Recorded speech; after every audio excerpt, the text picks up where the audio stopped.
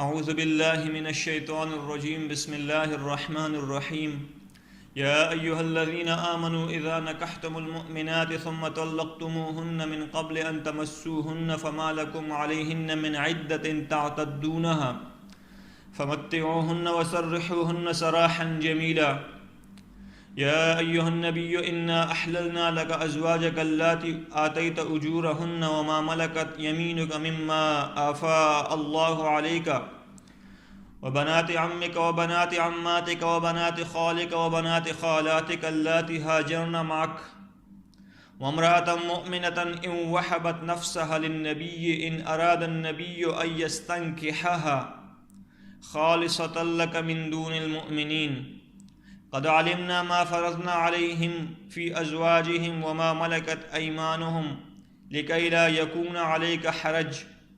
وكان الله غفورا رحيما صدق الله العظيم وصدق رسوله النبي الكريم۔ سورۃ الاحزاب کے چھٹا رکوع چل رہا ہے۔ ان دو آیاتوں میں پہلی آیات میں تو اللہ رب العزت مومنین سے مخاطب ہے، دوسری آیات میں اللہ رب العزت اپنے محبوب صلی اللہ تعالی علیہ وسلم سے مخاطب ہے۔ پہلی آیات کا حکم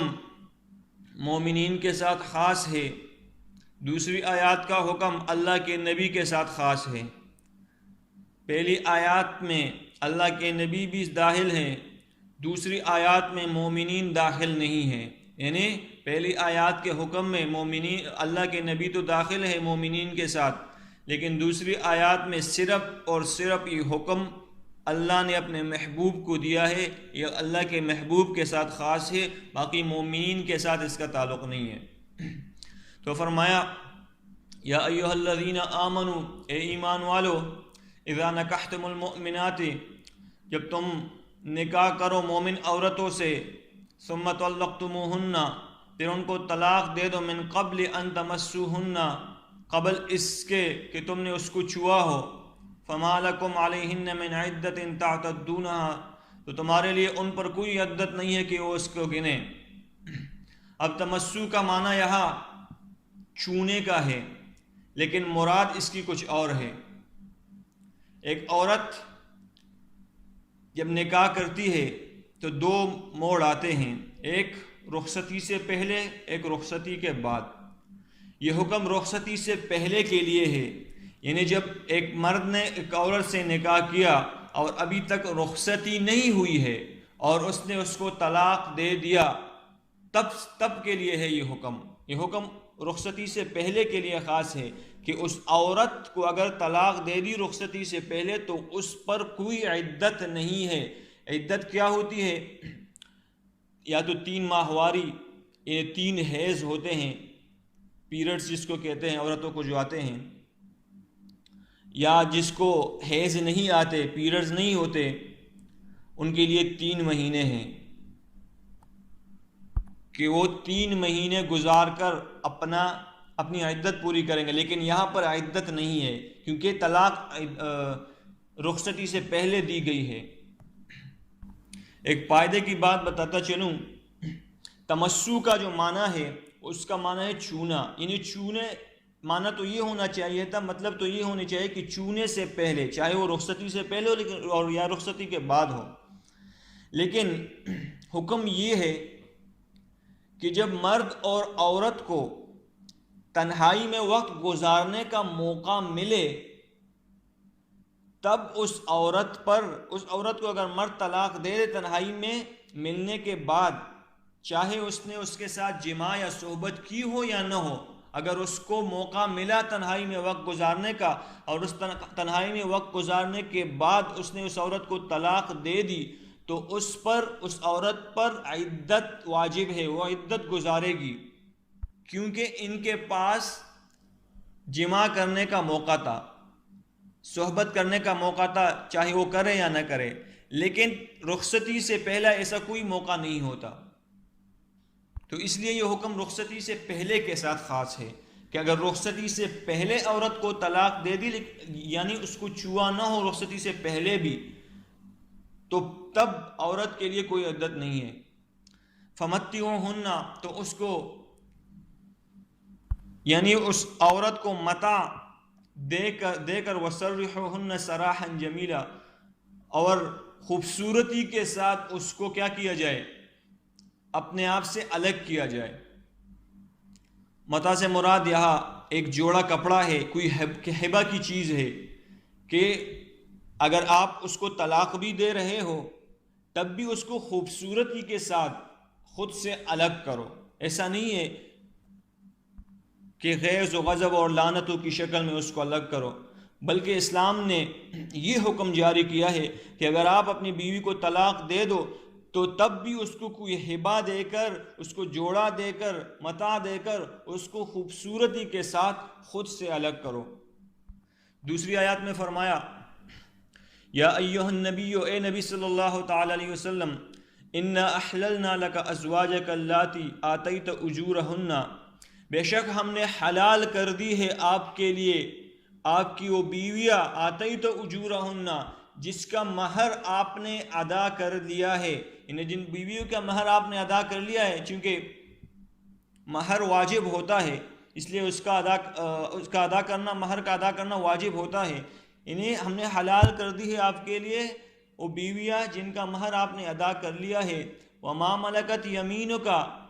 اور آپ کی وہ کنیزیں، مما افاء اللہ علیک، جو آپ کو مال غنیمت کے طور پر ملی ہے،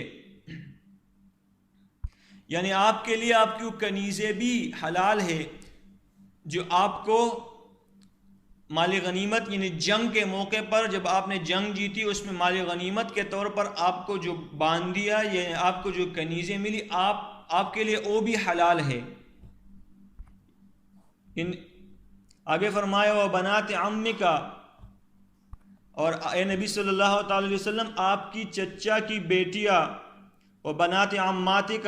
اور آپ کی پپی کی بیٹیاں، وہ بنات خالک، اور آپ کے ماموں کی بیٹیاں، وہ بنات خالاتک، اور آپ کے خالہ کی بیٹیاں، اللاتی ہاجرن معک، او بیٹیاں، یعنی یہ جو چار ذکر کیے ہیں، چچا، پپی، ماموں اور خالہ، یہ جو چار ذکر کیے ہیں، ان کی او بیٹیاں جس نے آپ کے ساتھ ہجرت کی ہے وہ آپ کے لیے حلال ہے۔ وَامْرَأَةً مُؤْمِنَةً إِن وَهَبَتْ نَفْسَهَا لِلنَّبِيِّ، اور او مومن عورت، ان وہبت نفسها للنبی، جس نے اپنے نفس کو، اپنی جان کو نبی کے لیے ہبہ کر دیا، نبی کو اپنی جان ہدیہ میں دے دی بغیر مہر کے، وہ بھی اللہ کے نبی کے لیے حلال ہے۔ ان اراد النبی ان یستنکحھا، لیکن شرط یہ ہے کہ اگر نبی چاہے اس عورت سے جس نے اپنے آپ کو نبی کو بغیر مہر کے ہبہ کیا ہے، اللہ کے نبی اگر چاہے اس سے نکاح کرے تب اس کے لیے حلال ہے۔ تو آگے فرمایا خالصۃ لک من دون المؤمنین، یہ جو حکم گزرا بھی اوپر، یہ صرف اے نبی صلی اللہ تعالی علیہ وسلم صرف آپ کے ساتھ خاص ہے، من دون المؤمنین، مومنین کے ساتھ کوئی تعلق نہیں ہے اس کا۔ یعنی اگر کوئی مومن عورت اپنے جان کو، اپنے نفس کو اللہ کے نبی کو بغیر اس کے ہدیہ کر دے، بغیر مہر کے ہدیہ کرے، تو نبی کے لیے حلال ہے کہ اگر وہ اس سے نکاح کرنا چاہیے۔ یہ جو حکم ہے، یہ جو بات ہے، یہ صرف نبی صلی اللہ علیہ وسلم کے ساتھ خاص ہے، مومنین کے ساتھ نہیں، بلکہ وہ مہر دیں گے۔ آگے فرمایا قد علمنا ما فرضنا علیہم فی ازواجہم وما ملکت ایمانہم، تحقیق اللہ تعالیٰ فرما رہے تحقیق ہم جانتے ہیں، ما فرضنا جو ہم نے فرض کی، علیہم مومنین پر، فی ازواجہم ان کی بیویوں کے معاملے میں ہم نے جو مومنین پر فرض کیے ہم جانتے ہیں، وما ملکت ایمانہم اور ان کی کنیزوں یعنی باندیوں کے بارے میں جو ہم نے ان پر فرض کیے ہیں ہم جانتے ہیں، لکی لا یکون علیک حرج، اے نبی صلی اللہ تعالی علیہ وسلم یہ جو آپ کو اجازت دی ہے خاص طور پر، اوپر جو آیات میں گزرے کہ جس چیز کی اجازت دی ہے، یہ صرف آپ کے ساتھ جو خاص ہے یہ اس لیے ہے کہ آپ پر کوئی تنگی نہ ہو۔ اب یہاں ایک بات ہے کہ نبی پر کیسی تنگی ہو، تو نبی پر اس طرح تنگی ہے کہ ایک نبی کے پاس 40 جنتی آدمیوں کی طاقت ہوتی ہے، ایک نبی کے پاس 40 جنتی آدمیوں کی طاقت، اور ایک جنتی کے پاس 100 دنیا میں رہنے والے جتنے بھی آدمی ہیں، ایک جنتی کے پاس 100 آدمیوں کی طاقت ہوتی ہے. تو اس حساب سے لگایا جو تقریباً بہت ساری طاقت ہو جاتی ہے. اس لیے نبی کو ضرورت ہے، اس کے لیے یہ ضرورت ہے کہ وہ زیادہ شادیاں کرے. اس لیے نبی صلی اللہ علیہ وسلم نے 9 شادیاں کی. وَقَانَ اللَّهُ غَفُورًا رَحِيمًا، اور اللہ تعالیٰ بخشنے والا مہربان ہے.